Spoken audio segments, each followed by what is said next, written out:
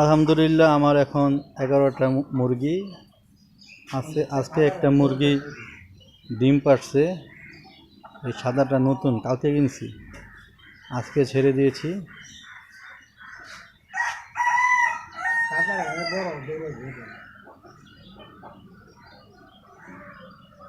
কালকে এই কালোটা ডিম পাড়ছে,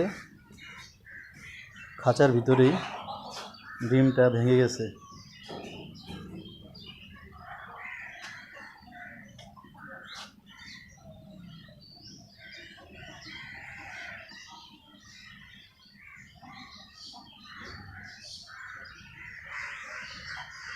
সাদা মোরগটা খালি পানি খায়,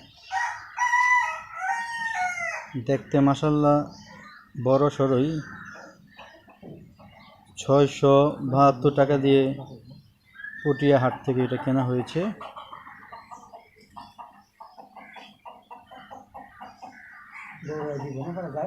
আমার মুরগিগুলির জন্য সবাই দোয়া করবেন যাতে ডিম ঠিকমতো পারে।